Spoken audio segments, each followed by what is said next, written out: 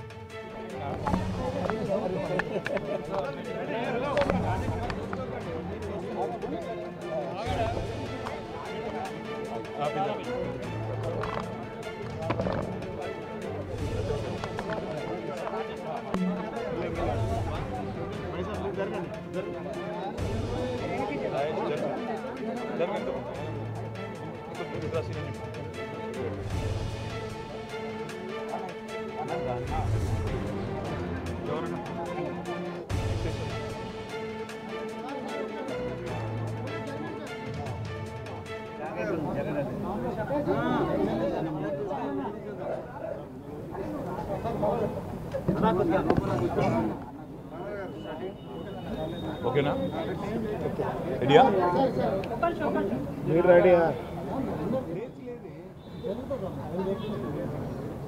2001 April 27 నాడు రాష్ట్రం మొత్తంలో ఆనాటి ఉమ్మడి ఆంధ్రప్రదేశ్లో ఒక శూన్యం లాంటి వాతావరణంలో తెలంగాణ రాష్ట్రం ఏర్పాటు జరగాలని, తెలంగాణ రాష్ట్ర ఏర్పాటు ప్రజాస్వామ్య ప్రక్రియ ద్వారానే జరిగి తీరుతుందని ఎన్నో ప్రతికూలతల మధ్యన ఆనాడు గౌరవ పెద్దలు మా పార్టీ వ్యవస్థాపక అధ్యక్షులు, తెలంగాణ తొలి ముఖ్యమంత్రి, తెలంగాణ సాధించిన దీశాలి కేసీఆర్ గారు ఆనాడు చిమ్మటి చీకట్లో ఒక చిన్న కాంతిరేఖలాగా తన ప్రస్థానాన్ని 2001 ఏప్రిల్ 27 నాడు జలదృశ్యంలో ప్రారంభించిన విషయం మనందరికీ కూడా తెలిసిందే. మొదటి 14 ఏళ్ళు భారతదేశ ప్రజాస్వామ్య వ్యవస్థలో మిగతా అన్ని రాష్ట్రాలకు ఎన్నో ప్రజాస్వామిక పోరాటాలకు పార్లమెంటరీ ప్రజాస్వామ్య పందాలో ఎట్లా అనుకున్న లక్ష్యాన్ని నెరవేర్చుకోవాలి, ఎట్లా అనుకున్న లక్ష్యాన్ని సాధించాలి అనే ఒక రోల్ మోడల్గా 14 ఏళ్ల పాటు ఉద్యమాన్ని నడిపిన, 14 ఏళ్ల సుదీర్ఘ పోరాటంతో ఆనాడు అప్పటి అధికార గర్వంతో విర్రవీగుతున్న కాంగ్రెస్ పార్టీ మెడలు వంచి తెలంగాణ సాధించిన దంతా కూడా తెలంగాణ ప్రజల దయ, తెలంగాణ ప్రజల దీవెన, తెలంగాణ ప్రజల ఆశీర్వాదంతోనే సాధ్యమైంది. దానికి ఏమిచ్చినా ఎంత చేసినా మా పార్టీ పరంగా మేము రుణం తీర్చుకోలేము తెలంగాణ ప్రజలది. 14 ఏళ్ల పాటు ఎన్ని ఎత్తుపల్లాలు ఎదురైనా, ఎన్ని ఆటుపోట్లు ఎదురైనా, ఎన్ని అవమానాలు ఎదురైనా, ఎంతమంది ఆనాడు సమైక్యవాదులు కుట్రలు చేసినా, ఎన్ని రకాలుగా ఈ పార్టీని తుడిచిపెట్టాలని మరి కుట్రలు, కుతంత్రాలు, ప్రలోభాలతో ప్రయత్నం చేసినా లొంగిపోకుండా, దేనికి వెరవకుండా, భయపడకుండా తెలంగాణ ప్రజల గొంతుకను అన్ని చట్టసభల్లో వినిపించింది టీఆర్ఎస్. తర్వాత 2014లో రాష్ట్రాన్ని సాధించిన తర్వాత, అసాధ్యమనుకున్న స్వప్నాన్ని సుసాధ్యం చేసుకున్న తర్వాత పెద్దలు కేసీఆర్ గారు అయితేనే ఈ రాష్ట్రాన్ని సరైన పందాలో ముందుకు తీసుకుపోతారు అనే ఒక నమ్మకంతో, విశ్వాసంతో ప్రజలు మాకు 2014లో అవకాశం ఇచ్చినారు. ఇచ్చిన తర్వాత 9.5 ఏళ్ల పాటు అప్రతిహతంగా భారతదేశంలోనే తెలంగాణ రాష్ట్రాన్ని అగ్రభాగాన నిలపడానికి అన్ని రంగాల్లో అహరహం శ్రమించింది టీఆర్ఎస్ నాయకత్వం, కేసీఆర్ గారి సారథ్యంలో. మరి 9.5 ఏళ్ల పరిపాలన అనంతరం కేవలం తెలంగాణ ప్రజల ఆకాంక్షలే కాదు, తెలంగాణ ప్రాంతంలోని, తెలంగాణ రాష్ట్రంలోని ఇక్కడి వనరులను సద్వినియోగం చేయడమే కాదు, ఇక్కడ ఉన్న సమస్యల పరిష్కారమే కాదు, భారతదేశానికే మన రాష్ట్రం ఒక రోల్ మోడల్గా, ఒక దిక్సూచిగా మారిన నేపథ్యంలో జాతీయ స్థాయిలో కూడా మన ఆలోచన విధానాన్ని తీసుకెళ్లాలన్న ఉద్దేశంతో టీఆర్ఎస్ పార్టీని భారత రాష్ట్ర సమితిగా మనం జాతీయ పార్టీగా రూపాంతరం చెంది ముందుకు పోవాలన్న ఒక నిర్ణయం పెద్దలు కేసీఆర్ గారు తీసుకున్నారు. దానికి అనుగుణంగా మహారాష్ట్రలో ఇంకా ఇతర రాష్ట్రాల్లో కూడా కొంత కార్యాచరణ కూడా ప్రారంభించినాం. బ్రహ్మాండమైన స్పందన కూడా వచ్చింది. కానీ దురదృష్టం 2023 డిసెంబర్లో జరిగిన తెలంగాణ ఎన్నికల్లో మనకి అనుకున్న ఫలితాలు రాకపోవడం వల్ల అనుకున్నంత వేగంగా ముందుకు పోవడం లేదు. కానీ నాకైతే సంపూర్ణమైన విశ్వాసం ఉంది. కేసీఆర్ గారు ఏ పని తలపెట్టినా, ఏ కార్యాన్ని తీసుకున్నా చివరిదాకా తీసుకెళ్లే నాయకుడు, చివరిదాకా ఆ లక్ష్యం సఫలమయ్యేదాకా ముందుకు పోయే నాయకుడు కేసీఆర్ గారు. గత 23-24 ఏళ్లలో కులము మతము అనే రాజకీయం చేయకుండా ప్రజలను ఏకీకృతం చేసి వారి సమస్యల పట్ల పోరాడుతూ డాక్టర్ బాబాసాహెబ్ బిఆర్ అంబేద్కర్ చెప్పినట్టు బోధించు, సమీకరించు, పోరాడు అనే అంబేద్కర్ తత్వాన్ని పూర్తి స్థాయిలో జీర్ణించుకుని పూర్తి స్థాయిలో అదే బాటలో ఆచరిస్తూ నడుస్తున్న పార్టీ భారత రాష్ట్ర సమితి. ఒక ప్రజాస్వామిక పందాలో లక్షల సంఖ్యలో ఎక్కడికక్కడ ప్రజల్ని సమీకరిస్తూ వారికి ఏ సమస్య వచ్చినా పోరాడుతూ ప్రజాస్వామ్యంలో ప్రజల యొక్క ఆలోచన విధానాన్ని ప్రతిబింబిస్తూ ముందుకు పోతూ ఉన్నాం.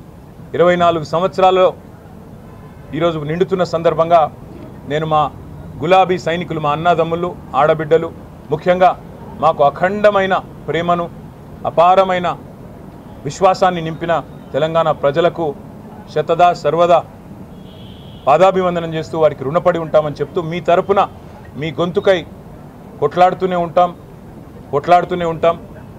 అప్పుడప్పుడు కింద పడవచ్చు, అప్పుడప్పుడు పైన ఉండవచ్చు. విజయాలకు పొంగిపోము, అపజయాలకు కుంగిపోము.